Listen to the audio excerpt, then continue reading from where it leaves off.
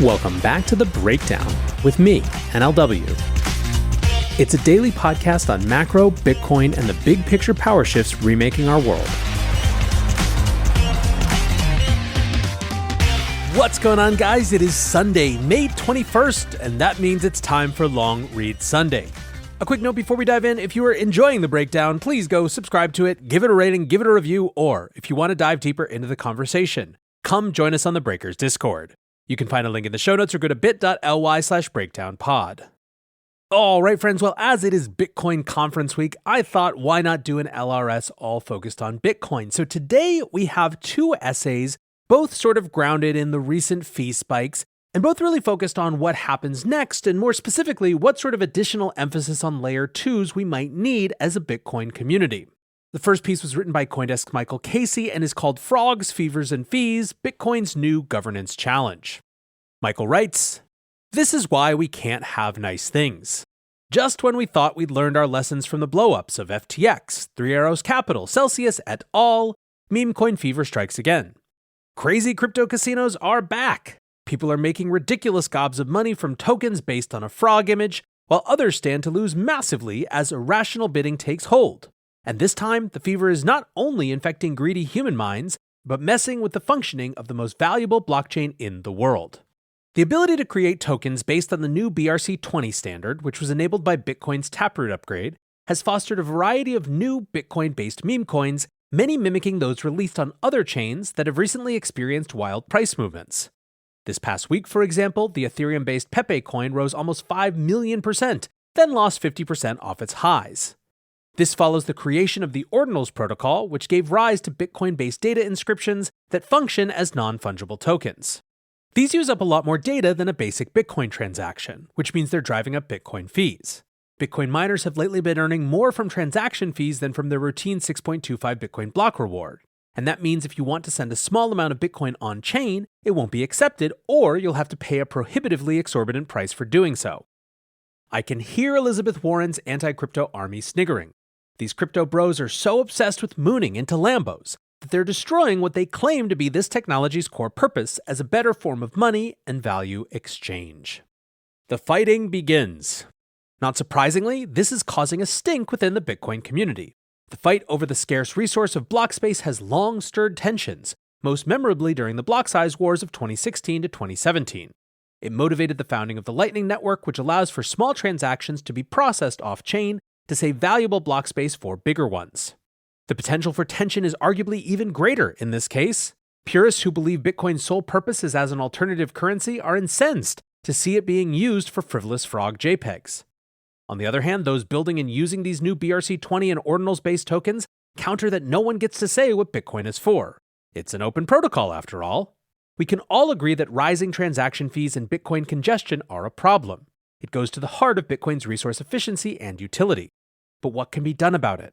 I'll go out on a limb and say the answer does not lie in the suggestion offered by Luke Dash Jr., a high-profile early Bitcoin developer who essentially wants to stop BRC tokens and Ordinals projects by imposing a filter. That, Luke's critics say, is censorship. No matter what you believe Bitcoin is for, surely its censorship resistance must be preserved. Echoing Bitcoin Institute fellow Troy Cross's view on taxation and energy policy, on our podcast this week he said that the White House's proposal on tax Bitcoin mining discriminated one person's energy choice over another's. Echoing Bitcoin Policy Institute fellow Troy Cross's view on taxation and energy policy, I'd say Bitcoin's community cannot constrain what forms of value exchange Bitcoin's blockchain is used for. Limits on speculation? What is fair game, in my humble opinion, are code upgrades that would take pressure off block space limits to improve the overall functioning of the system in a use case agnostic way. If Lightning is not sufficient to improve Bitcoin scalability, is there anything to learn from the various Layer 2 scaling projects of the Ethereum community, such as ZK rollups or optimistic rollups? Or might it be possible or even appropriate for the protocol to bake in time lock constraints or costs on certain speculative activities that challenge the liquidity of the entire system? I'm specifically thinking of short-term asset flipping. Note this could only be relevant to non-fungible tokens. You can't impose a limit on fungible BRC20 tokens precisely because the owner can just sell a different one. Money can't be constrained in this way. Folks way smarter than I will, I'm sure, point out flaws in these suggestions. Indeed, if someone were to say that in singling out asset flipping, which after all brings liquidity to the market, I'm no different than Luke Dash Jr. rallying against meme coins, they'd have a point. I'm judging one person's activity over another's. Still, the core problem here is not that Bitcoin is being used to represent frog images per se, but that its value as an efficient, intermediary-free settlement system for transferring value of all kinds is undermined by block space congestion. That's where the governance conversation needs to be focused.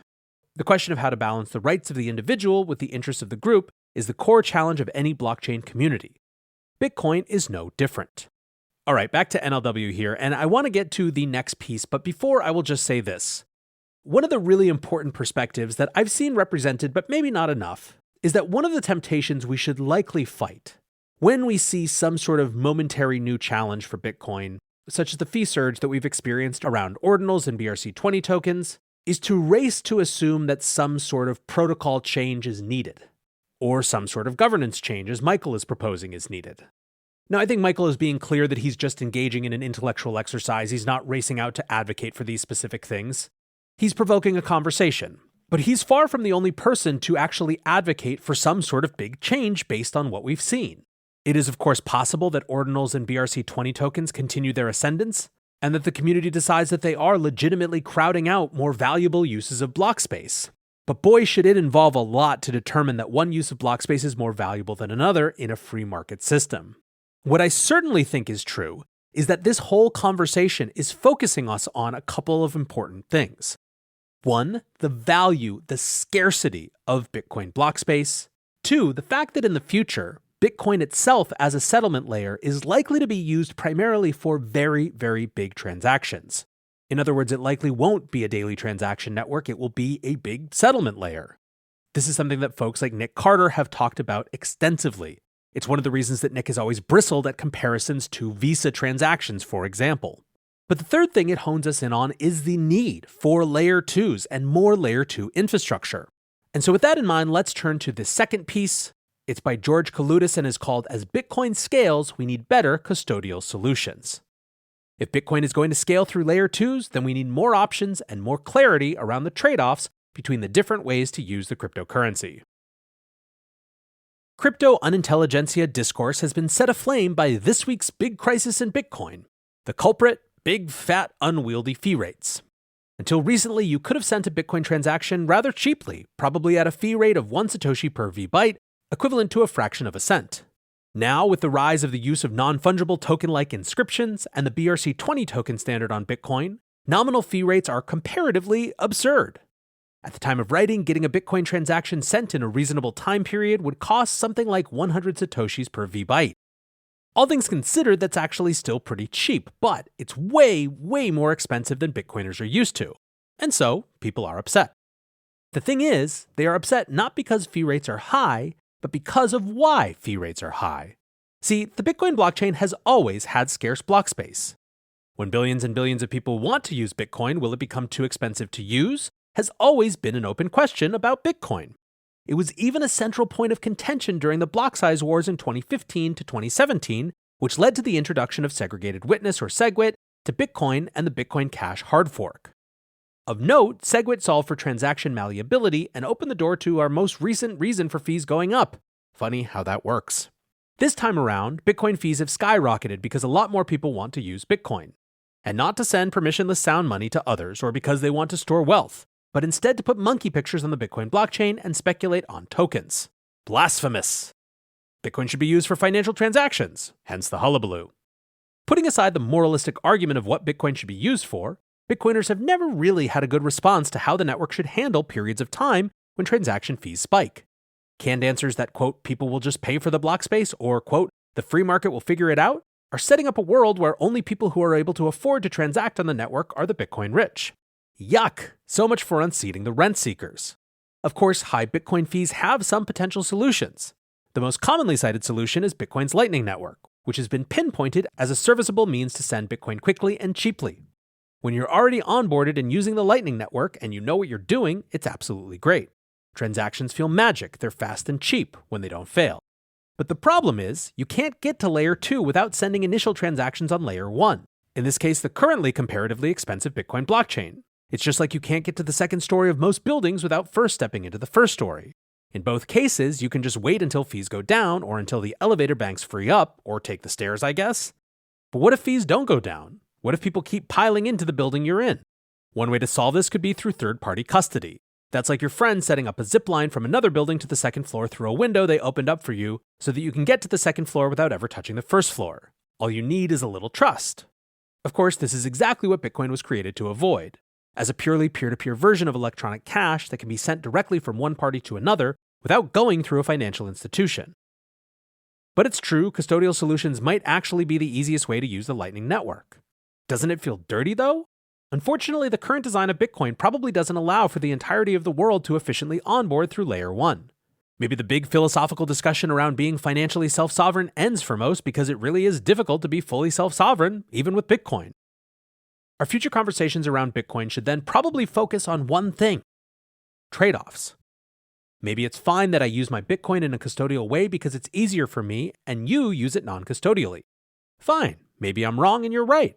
Maybe it's none of your business how I use my own, or rather my custodian's, money.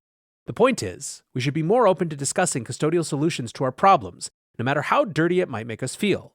And to that end, applying some custodial products in your financial or Bitcoin life need not bar you from using non-custodial products. You can use both. We just deserve more clarity and options when it comes to these particular trade-offs. So again, my goal here isn't necessarily to get too deep into George's particular arguments about custodial solutions and onboarding. I think it's to flag that these are kind of the right conversations to be having. It would strike me as very strange to find people who were Bitcoiners who, when they really think about it, didn't assume that at some point there was going to be this sort of competition for Bitcoin block space, even if this isn't exactly how they would have imagined it happening. Now again, I think it's a reasonable position to say that this isn't the time or the way or the context that we want to be dealing with these problems, but at least they create a context for having the important conversations. It's one of the reasons I'm so excited to be collaborating with people like Wolf on the Bitcoin Builders Show and on the Breakdown Network more broadly, because they're actually out there trying to help startups who are thinking about exactly this set of problems and making Bitcoin more useful for the next billion users. Anyways, guys, lots of food for thought, and I just wanted to share these as examples of what some people see as a pretty big negative in BRC20 tokens and Ordinals, or if nothing else, producing some great conversations. I hope whatever you are up to this weekend, you are having a good one. Until tomorrow, be safe and take care of each other. Peace.